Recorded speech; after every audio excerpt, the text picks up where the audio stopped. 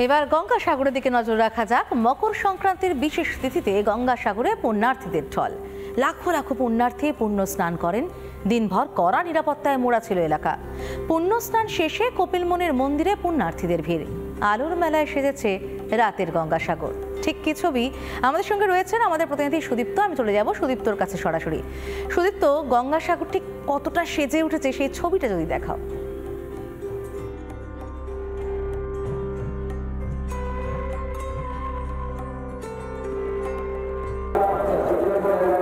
দেখো, তোমায় জানিয়ে রেখে যে সকালে কিন্তু পুণ্যার্থীরা গঙ্গা স্নান সেরেছে, এবার তাদের বাড়ি ফেরার পালা।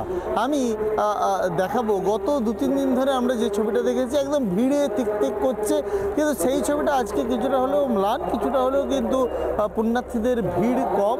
তবে আমি যে ছবিটা তোমাকে দেখাচ্ছি একদম টপ শট দেখাচ্ছি, দেখা যাচ্ছে যে একদম পুরো আলোয় কিন্তু ঢেকে গিয়েছে, গোটা আলোর রোশনাইতে ঢেকে গিয়েছে গোটা গঙ্গাসাগর। কীভাবে কি সুন্দর আলোকসজ্জায় সাজিয়ে তোলা হয়েছে।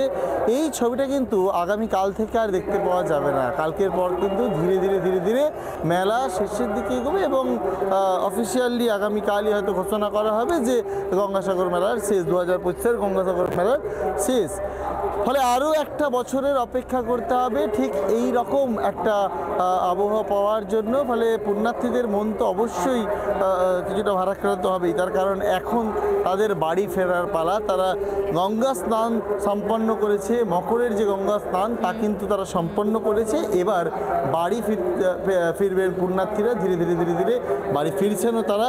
সে প্রসেসও কিন্তু শুরু হয়ে গিয়েছে এবং ঠিক মকর স্নান শেষ, এবার তো বাড়ি ফেরার পালা। সত্যি সুদীপ্ত, তুমি সঙ্গে থাকো। আমরা বরুণের কাছে চলে যাই, দেখা যাক বরুণের কাছে ঠিক কি ছবি উঠে আসছে। বরুণ,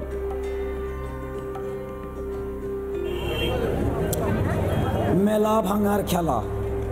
দীর্ঘ 3 মাস ধরে অক্লান্ত পরিশ্রম করে এই গঙ্গাসাগর মেলাটাকে আলো রোশনা দিয়ে কি সুন্দর সাজিয়ে তুলেছিলেন রাজ্য সরকারের পক্ষ থেকে।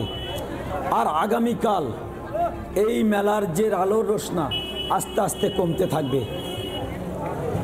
দীর্ঘ 3 মাসের যে সফলতার হাসি হেসেছিলেন উদ্যোক্তারা, আর ঠিক আগামীকাল থেকে এই মেলায় আগত তীর্থযাত্রীরা তাদের মুখে আসবে বিষণ্ণতার ছোঁয়া।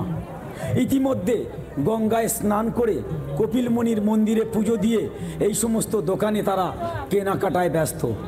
ঘরে ফেরার আগে পরিবারের জন্য এই গঙ্গাসাগর মেলার স্মৃতিটুকু রেখে তারা চলে যেতে চান না, তারা স্মৃতি নিয়ে যেতে চান। তাই স্মৃতিটুকুই তো সম্বল বরুণ, স্মৃতিটুকুই তো থেকে যায়। এবং একদম ঠিক বলেছো তুমি, এখন মেলা ভাঙার খেলা, আবার একটা বছরের অপেক্ষা এবং তারপর আবারও মকর সংক্রান্তির স্নান। তবে এবারের মতো এবার যেরকম আমরা দেখেছি ভিড়, একই রকম ভিড় কিন্তু আমরা প্রতি বছর দেখতে পাই। এইভাবে আলোর মালায় সেজে ওঠা সেই ছবিতে অবশ্যই আমাদের নজর থাকবে। ফিরছে একটা ছোট্ট বিরতির পর, সঙ্গে থাকুন।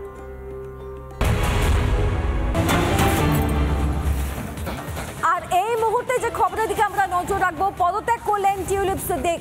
ব্রিটেনের মন্ত্রিত্ব ছাড়লেন টিউলিপ। শেখ হাসিনার আত্মীয় টিউলিপের বিরুদ্ধে দুর্নীতির অভিযোগ। হাসিনা ঘনিষ্ঠের ফ্ল্যাক্স পাওয়ার অভিযোগ চাপে পদত্যাগ করলেন টিউলিপ সিদ্দিক। আরও একবার আপনাদেরকে জানিয়ে রাখি এই মুহূর্তের বড় খবর, পদত্যাগ করলেন টিউলিপ সিদ্দিক।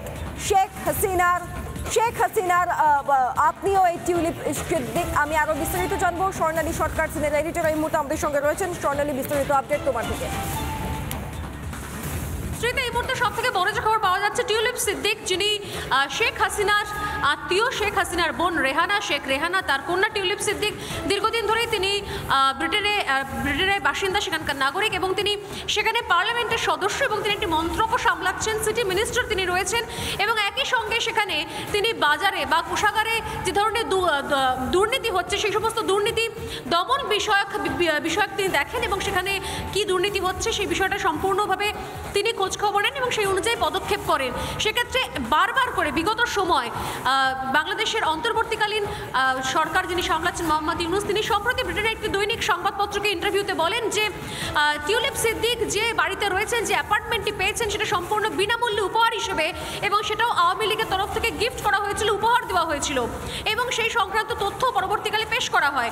জানা যায় যে এরপর থেকে পার্লামেন্টে তার উপরে উত্তরোত্তর চাপ হয় এবং ব্রিটিশ প্রধানমন্ত্রী কেয়ার স্টারমার তার উপরে চাপ বাড়তে থাকে ক্রমাগত, যে অবিলম্বে যেন বরখাস্ত করা হয় টিউলিপ সিদ্দিককে। যদিও বারবার করে এই নিয়ে তাকে প্রশ্ন করা হয়, কিন্তু প্রত্যেক ক্ষেত্রে তিনি এড়িয়ে গিয়েছেন।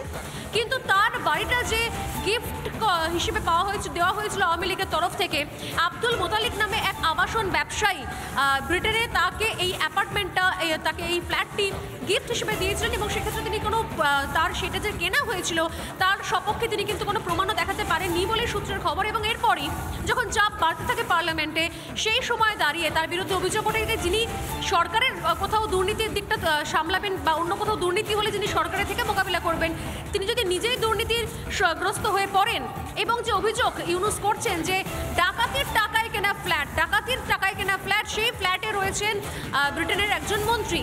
বারবার এই চাপ দেওয়ার পর ক্রমাগত এই চাপের মুখে শেষ পর্যন্ত হার স্বীকার করলেন টিউলিপ সিদ্দিক, এবং তিনি নিজেই কিছুক্ষণ আগে টুইট করে জানান যে তিনি কোনো রকমের সরকারের সঙ্গে কোনো দ্বিচারিতা করেননি, কোনো বেইমানি করেননি, তিনি তার কাজটাই করে গেছেন। কিন্তু যেহেতু তার একটা ব্যক্তিগত জায়গা নিয়ে প্রশ্ন উঠছে বারবার করে, সেক্ষেত্রে তিনি সেই বিষয়টাকে অ্যাড্রেস করার জন্য সম্মানের সঙ্গে তিনি পদত্যাগ করছেন। এবং টিউলিপ সিদ্দিকের এই পদত্যাগটা কিন্তু নিঃসন্দেহে এই মুহূর্তে বড় খবর, এবং শেখ হাসিনা এবং তার বোন শেখ রেহানার ওপরে আরও একটু চাপ বাড়াতে পারলো বলেই মনে করা হচ্ছে। কিন্তু বাংলাদেশের তরফ থেকে এমনটাই কিন্তু মনে করা হচ্ছে যে এই ঘটনায় কিন্তু চাপ আরও একটু বাড়লো। শ্রীতা, ধন্যবাদ স্বর্ণালী। কথা বলছিলাম সিনিয়র এডিটর স্বর্ণালী সরকারের সঙ্গে। পদত্যাগ টিউলিপ সিদ্দিকের। ব্রিটেনের মন্ত্রিত্ব ছাড়লেন লেবার পার্টির নেতা, শেখ হাসিনার আত্মীয়। তার যে সম্পত্তি বা তার যে বাড়ি, সেটি আওয়ামী লীগের তরফ থেকে গিফট করা হয় বলে অভিযোগ। যদিও টিউলিপের দাবি যে তিনি সরকারের সঙ্গে বা তার পদে থেকে তিনি কোনো দ্বিচারিতা করেননি, কিন্তু যেহেতু তার ব্যক্তিগত ক্ষেত্র নিয়ে প্রশ্ন আসছে, তাই তিনি মন্ত্রিত্ব ত্যাগ করছেন। নানা ধরনের কন্টেন্ট দেখার জন্য লাইক করুন, শেয়ার করুন আমাদের ফেসবুক পেজ, সাবস্ক্রাইব করুন আমাদের ইউটিউব চ্যানেল। পাশাপাশি অন্যান্য ব্রেকিং নিউজের জন্য অবশ্যই চোখ রাখুন রিপাবলিক বাংলায়।